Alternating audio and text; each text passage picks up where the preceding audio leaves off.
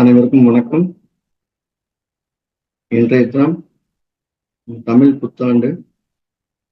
எல்லாருக்கும் இனிய புத்தாண்டா, சிறந்த புத்தாண்டா, வாழ்க்கைக்கு வழிகாட்டக்கூடிய புதிய அடிகளை எடுத்து வைக்கக்கூடிய சிறந்த ஆண்டுகளா, நற்புலங்களை அள்ளித்தரக்கூடிய ஆண்டுகளா அமையிருக்கா இந்த பிரார்த்தனை பண்றோம். இந்த பிரார்த்தனையை ஆத்மார்த்தமா மனசுருகி செய்யலாம். நம்மை பெற்ற பெற்றோர்களை வணங்கிக் கொள்வோம். அவர்கள் ஆசைகள் நமக்கு என்றென்றும் மானசீகமாகவும் மனப்பூர்வமாகவும் கிடைக்கட்டும்.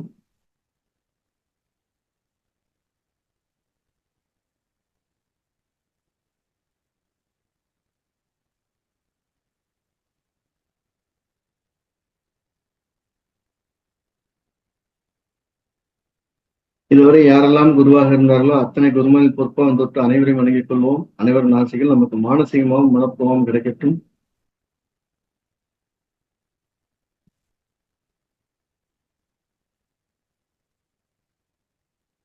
எல்லா தெய்வங்களையும் வணங்கிக் கொள்வோம். எல்லா தெய்வங்களும் நமக்கு ஆசீர்வாதம் கிடைக்கும்.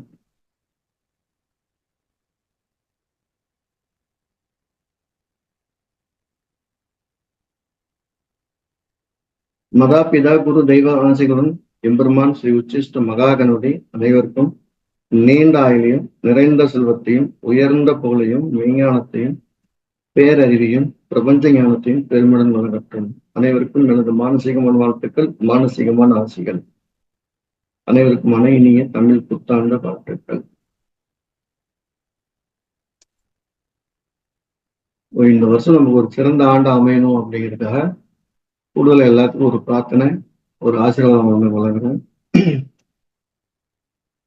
கடந்த ஆண்டுகளில் இருக்கக்கூடிய வளர்ச்சியை விட 10 மடங்கு சிறந்த வளர்ச்சி இருக்கணும் அப்படிங்கிறது நிதர்சனமான உண்மை. இந்த வருஷம் நமக்கு எல்லா விதமான வளங்களையும் வளர்க்க நவகிரகங்கள் ஆசீர்வதிக்கட்டும். எல்லாரும் அந்த ஆத்மாக்கும் அந்த நவகிரகத்தை ஒரு நிமிஷம் வணங்கிக்கிடுவோம்.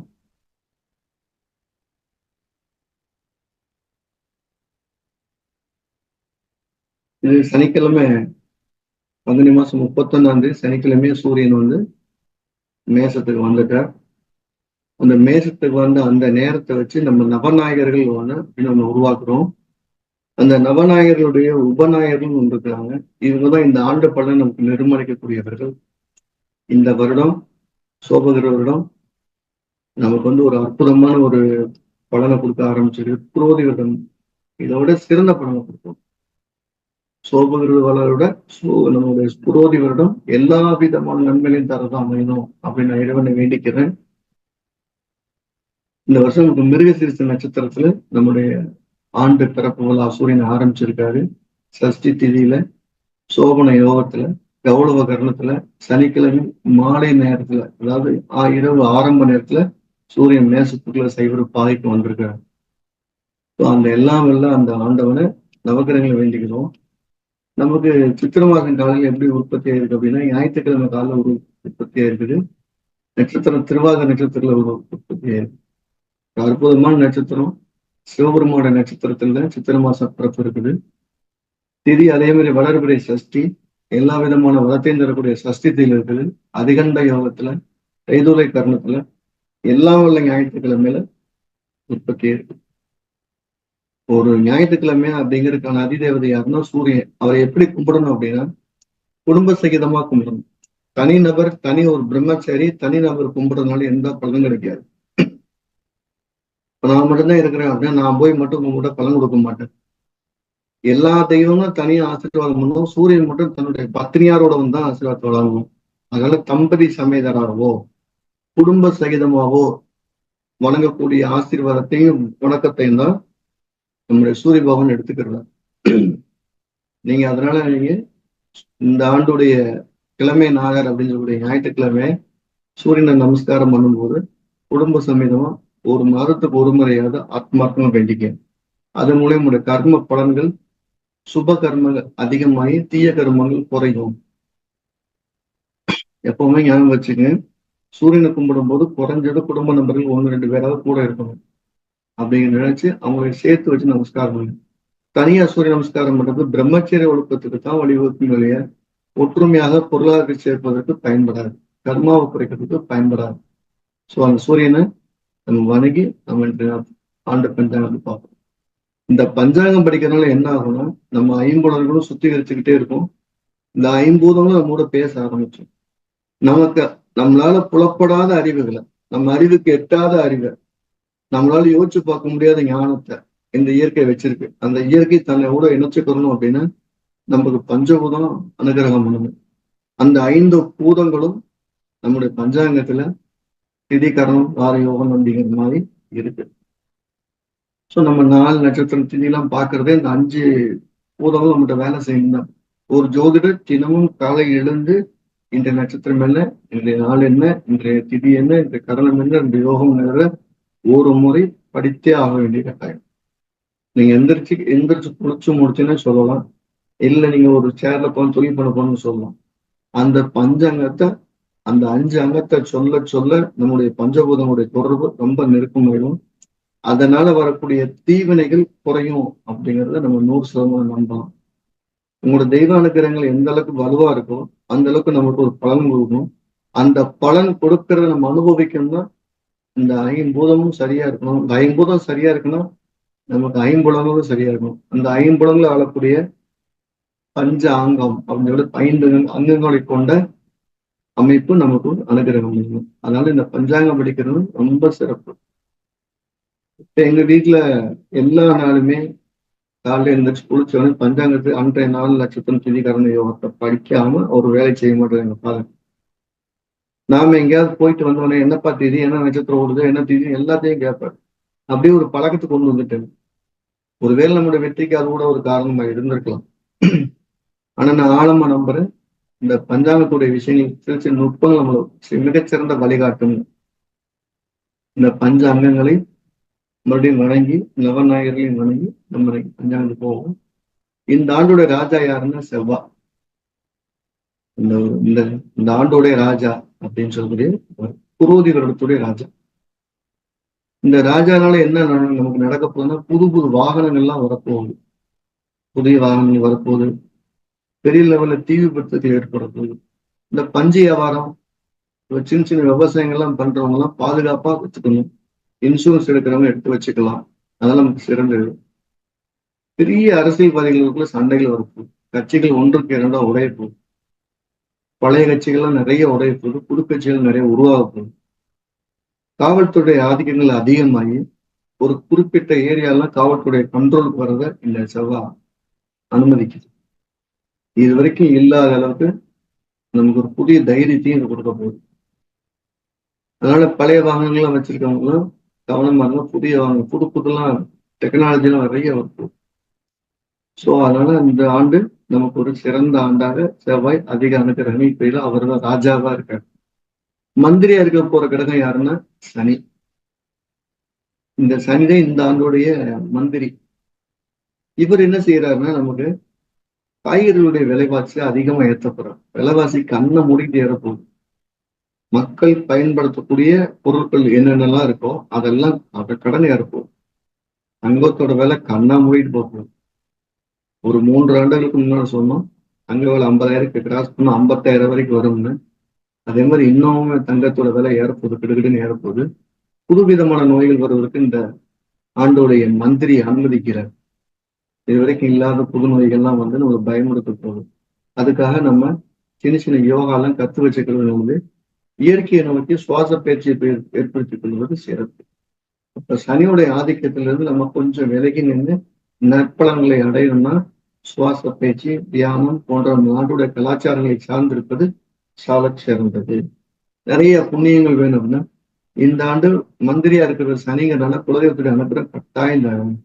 குலதெய்வங்களை விரும்பி புலம்புது, குலதெய்வங்களுக்கு போய் பூஜை புனஸ்காரம் வைப்பது, அப்படி செய்யறது மூலியமா நமக்கு இந்த ஆண்டுடைய மந்திரி சனி பகவான் நமக்கு அதிக நன்மைகளை செய்வார். தொழில முடக்கமா இருந்துச்சு, அந்த தொழில் வந்து எனக்கு அடுத்த கட்டத்துக்கு வளர்ச்சிக்கு போக மாட்டேன்னு பயப்படக்கூடியவங்க அவங்களுக்கான மந்திரியா இருக்கக்கூடிய சனி பகவான நமஸ்காரம் பண்ணலாம். ஸோ இதை எப்படி பண்ணலாம்? பிரதோஷத்துல வரக்கூடிய சனிக்கிழமைக்கு வழிபடுவது சிறந்தது. இந்த வருஷத்துடைய அர்க்காதிபதினு சொல்லக்கூடிய சுக்கிரன், அவர்தான் பச்சை பறவைகளுக்கு அதிபதியா இருக்காரு. இந்த தடவை மேகாதிபதினு சொல்லக்கூடியவரும் சுக்கிரன் தான். இதனால என்ன ஆகும் அப்படின்னா அதிகமான மழைகள் வருவதற்கான காலங்கள் இருக்குது. எந்த ஆண்டும் இல்லாதவருக்கு இந்த ஆண்டு புதிய மழைகள் நிறைய வரப்போகுது. பசுக்களுக்கும் விவசாயிகளுக்கும் போதுமான அளவுக்கு தண்ணி இருக்கும். தண்ணி இருக்கிற விளைச்சல் அதிகரிக்கும். பசுமாடால் நிறைய பால் கிடைக்கும். பசுவுடைய பொருளுக்கெல்லாம் அடுத்த கட்டத்தை நோக்கி பயணிக்கிறதுக்கான வாய்ப்புகள் நிறைய இருக்கு. புது புது வியாபார சிந்தனை உள்ளவங்களுக்கு பணம் பெருகும் அப்படின்னு சொல்லுது. அதுக்கு சசியாதிபதினு சொல்றது செவ்வாய். அது பொதுமக்களை சார்ந்த விஷயம். பொதுமக்களுக்கு இந்த வருஷம் பிரச்சனை கொஞ்சம் அதிகமா போகின்றது அது சொல்லுது. ரசாதிபதியை விட குரு. ரசங்க அப்படிங்கிறது 2-3 விதங்களை சொல்லலாம். மருத்துவ முறைகள் அதிகமாக விழிப்புணர்ச்சியோடு இருக்கக்கூடிய இந்த குரு பகவான் சொல்றார். அதுக்கிட்ட தானியாதிபதி சூரியன். இது ஒரு சிறந்த ஒரு விஷயம். இது வரைக்கும் இல்லாத அளவுக்கு தானியங்களுடைய வளர்ச்சி வேற மாதிரி இருக்கும். ஏற்கனவே பழக்கப்படுத்தப்பட்ட தானியத்திலிருந்து புது தானியங்களை நோக்கி நம் மக்கள் பயணிப்பார். உதாரணமா சிவப்பரிசி, மாணிக்கச்சம்பா, மாப்பிள்ளை சம்பா அப்படிங்கிற மாதிரி இந்த மாதிரி கொஞ்சம் கருப்பு கவுனி அரிசி, கோதுமை, அந்த மாதிரி இது வரைக்கும் அரிசியை தாண்டி வேற ஒரு உணவு முறையில் நம்ம அதிகமா எடுத்துக்கொள்வதற்கும் அதிகமா விளைச்சல் செய்வதற்கும் சூரியன் அதிகமா உதவி செய்யணும். இந்த வருஷத்துடைய பசு நாயகன் சொல்றது கிருஷ்ண பரமாத்மா. ஸோ பசுக்களுடைய ஆதாயம் இந்த வருஷம் ரொம்ப நல்லா இருக்கு. அதாவது தைரியமா நம்ம அடுத்த கட்டத்தை நோக்கி பயணிக்கலாம். ராஜாவாக செவ்வாய் இருக்கிறதுனால அரசியல் கட்சியில் இருக்கக்கூடியவங்க தேவையில்லாத பயத்தை உருவாக்க கூடாது அப்படின்னு நம்ம ஞாபகம் வச்சுக்கணும். இந்த வருஷம் தென்மேற்கு பருவக்காற்று பருவமழைகள்லாம் ரொம்ப நல்லா இருக்கும், ரொம்ப சிறப்பா இருக்கும். அதன் மூலியமா பயிர் விருத்தியும் ஆடு மாடலும் மிக அளவுக்கு சிறப்பா இருக்கும்.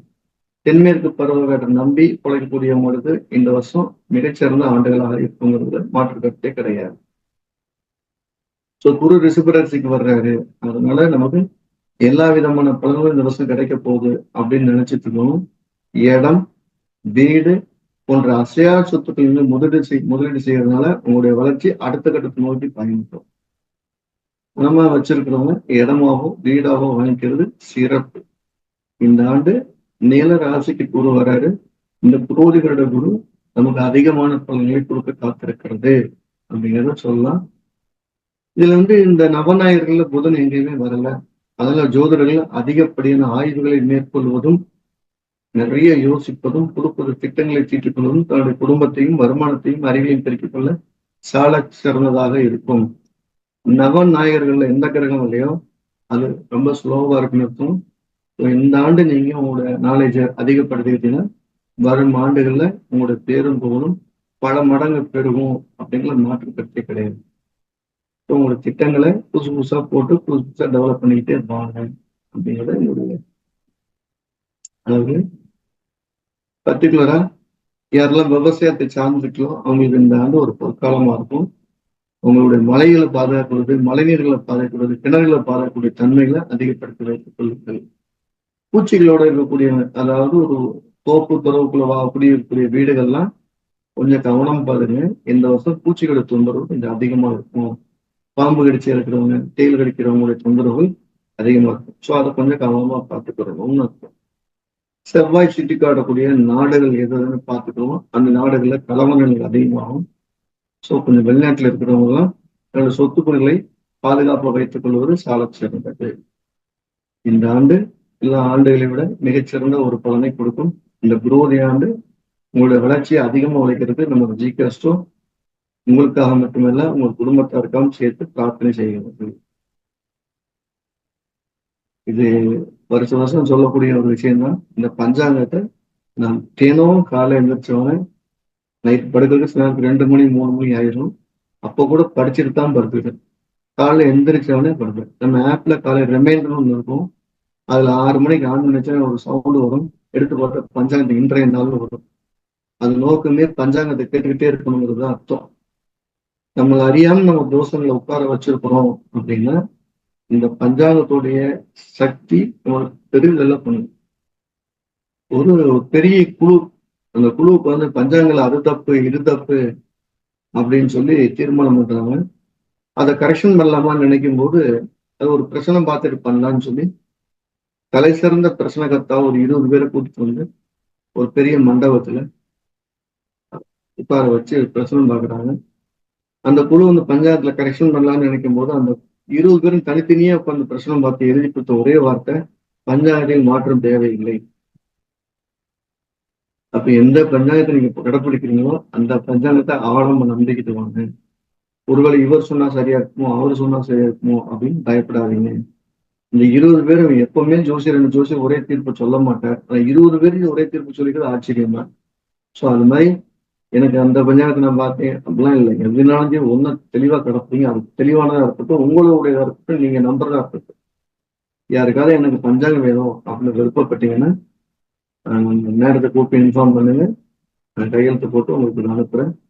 அந்த பஞ்சாங்கம் உங்க வீடு தேடி வர்ற மாதிரியான வேலையை செய்யும். எனக்கு பஞ்சாங்கம் வேணும் அப்படின்னு தோன்றவங்க அதிகபட்சம் ஒரு 10 டேஸ்க்குள்ள உங்க வீடு தேடி வர்ற மாதிரி பஞ்சாங்கத்தை வாங்கி அனுப்பிச்சு வைக்கிறோம். ஸோ அது நம்ம இங்க நேரடியா வந்து கேட்கறவங்களுக்கு வருஷம் வருஷம் ஒரு 40 பஞ்சாங்கம் வாங்கி வைப்பேன், கொடுத்துட்டு இருக்கிறோம். எனக்கு இனிமேல் நீங்க பஞ்சாங்கம் வாங்க முடியல, நீங்களே வாங்கிக்கணும்னு நான் அதை வாங்கி தர தயாரிப்பேன்.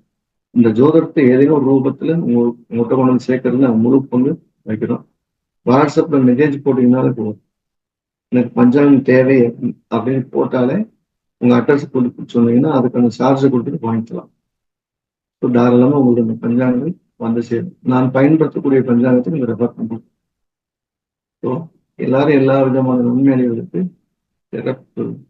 உங்களுக்கு கூடுதல் தகவல், இந்த ஆண்டு ஞாயிற்றுக்கிழமை சித்திரை மாசம் ஆரம்பிக்கிறதுனால சூரிய பகவான தனிநபராக வணங்காம குடும்பத்தோடையோ உங்களுடைய மனைவி முடிவாவோ இல்லை உங்களுடைய ரொம்ப நெருக்கமான உறவினருடைய நின்று வழிபடுவது உங்களுக்கு கூடுதல் பலனை அளிக்குங்கிற தகவலும் மறந்துடக்கூடாது. ஒவ்வொரு நாளும் ஒரு ஒரு விஷயங்களை ஏதேனும் வச்சு நம்ம படிக்க காத்திருப்போம் அப்படிங்கிறத சொல்லலாம். ஒரு நிமித்தத்தை பத்தி இன்னைக்கு முதல் நாள் ஒரு சின்ன வகுப்பா சொல்லிடுவோம். ஒரு சின்ன குறிப்பா, ஒரு ஒரு நண்பர் வர்றாரு. அவர் எனக்கு ஒரு புத்தகத்தை கொண்டு வர்றாரு. புத்தகத்தை கொண்டு வந்து கொடுக்குறாரு. நான் சொன்னேன், ஏன் இந்த புத்தகத்தை கொண்டு வந்தீங்கன்னு கேட்கிறேன். அவரு எனக்கு கொடுக்கணும்னு தோணுச்சுங்கிறார். ஓகே, அந்த புத்தகத்தை வாங்கி பாக்குறேன். அது வந்து முருகனுடைய வரலாறு. அப்ப அவர் அந்த புத்தகத்தை கொடுத்துட்டு சொல்றாரு, எனக்கு ஒரு பொருள் வந்து கனவுல வருது, வாங்கிக்கிற சொல்லுது, நீ நாட்டி இருக்குன்னு சொல்லுது. அது வந்து அவங்களும் சொன்னாங்க தர்றேன்னு சொல்லிட்டாங்க. கொஞ்சம் விலை உயர்ந்த பொருளா இருக்கு, அவங்க ஃப்ரீயா தரேன்னு சொல்றாங்க. அதாவது தங்கத்தாலான ஒரு விஷயத்த தர்றேங்கிறாங்க. விலை உயர்ந்தா இருக்கு. ஆனா அது எனக்கு கனவுலயும் வருது, அவங்க கனவுலயும் வருது, வாங்கிக்கிறலாமான்னு கேட்கிறாரு. தான் கேள்வி. அவர் கனவில் வந்த ஒரு பொருள் ஒரு இடத்துல போய் கேட்கிற, அவங்களும் எனக்கு கனவுல வந்தா தர்றேன்னு சொல்றாங்க. கனவுல அவங்களுக்கும் வந்துருது, தர்றேன் ஃப்ரீயாவே தரேன்னு சொல்லிடுறாங்க. அது விலை உயர்ந்த பொருளால அவர் யோசிக்கிறாரு, வாங்கலாமா வேணாமா. சும்மா எப்படி போறேன்னா 2 ஆப்பிள் வாங்கிட்டு ஒரு புத்தகத்தை வாங்கிட்டு கொடுக்குறாரு. அந்த புத்தகத்துல ஒரு பக்கத்தை எடுத்து பிரிச்சு பாக்குறதுக்காக அவர் கூட அவருக்கு பேத்தி வந்திருந்தது. அந்த பேத்திட்ட நீ ஒரு பக்கத்தை எடுமா அப்படின்னு சொல்றோம். அந்த குழந்தை ஒரு பக்கத்தை ஓபன் பண்ணி கொடுக்குது. அந்த இடத்துல என்ன பேச்சு வருது, என்ன ஒரு கதை வருதுன்னா, அசுரனை அழிக்கணும், அதனால முருக கடவுள் வந்து அம்பாளை வேண்டாரு. இந்த அம்பாளை வந்து வேலை வாங்கி சக்தியை கொடுக்குறான். அதான் அந்த இடத்துல வருது. அந்த இடத்துல அந்த பக்கத்துல நான் அதை மூடி வச்சுட்டு உங்களுக்கு கனவுல வந்த பொருள் வேளான்னு கேட்டேன். அவரு அப்படியே மயங்கி கீழே விட்டார். ஏன்னா அவர் கனவுல வந்த பொருள் வேலு. அதுக்கு கீழே வந்து அதுல அந்த எத்தனையோ தெய்வத்துக்கு பேர் இருக்கலாம், அந்த இடத்துல வந்து சக்தி அப்படிங்கிறது, அந்த சக்தி வந்து அந்த அதை கொடுத்துங்க. உங்களுக்கு கொடுக்கக்கூடிய அந்த வேலை கொடுத்த அந்த அம்மா பேரோ இல்ல அந்த நகையை வச்சிருந்தவரோட குடும்பத்தின் பேரோ சக்தின்னு இருக்குமான்னு. ஆமா, அவங்க வந்து group of Sakthi group of company தான் அப்படிங்கிற. அதாவது வெறும் வேல் கிடைக்குன்னா முருகன் கனவுல வந்து அதான் கொடுக்குறாங்கன்னா கூடுதலா ஒரு தகவல் அதை புரிஞ்சுட்டு இருப்பாரு. கொடுக்கும்போது அவங்க வீட்டுக்காரங்க, ஏன்னா சிவபெருமான் அந்த அம்பாள் பக்கத்துல நிக்கிறாரு. ஆமா இருந்தாரு. அப்புறம் அப்படியே மெயின் ஷிஃப்ட். படிக்கிற வித்தைகள் மட்டும் இல்லாமல் இந்த பிரபஞ்சம் ஏதேனும் ஒரு தகவலை நமக்கு சொல்லிக்கிட்டே இருக்கு.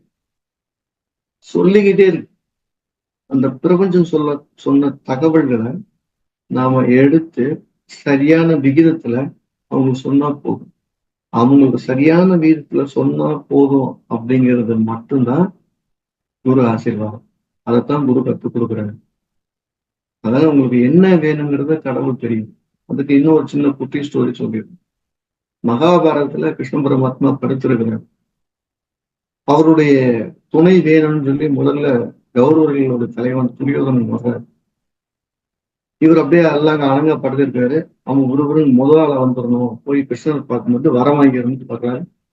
வந்தால காலடியில உட்கார்றாரு. எதுக்கு உட்காருன்னா கிருஷ்ணன் எந்திரிச்சவன என்ன செய்வாரு, எந்திரிச்சு காலில் யார் உட்கார்ந்தேன்னு பார்ப்போம் அப்படிங்கிறது ஒரு சைக்காலஜியா கால் கிட்ட உட்கார்றாரு. எந்திரிச்சவனே பார்த்துக்கணும். அதுக்கு பின்னால அந்த கிருஷ்ண பரமாத்மாவுடைய ஆசீர்வாதத்தையும் பலத்தையும் வாங்குறதுக்காக, உதவியை வாங்குறதுக்காக அர்ஜுன வரான். அவன் வந்து தலைமரத்துல உட்கார்றான். அது வரைக்கும் கண்ணே விழிக்காத கிருஷ்ண பரமாத்மா விழிச்ச உடனே கண்ணை விழிச்சு மேல அவன் நேரம் ஃபர்ஸ்ட் பார்த்து என்ன வேணும் அர்ச்சனான்னு கேட்டுப்பேன்.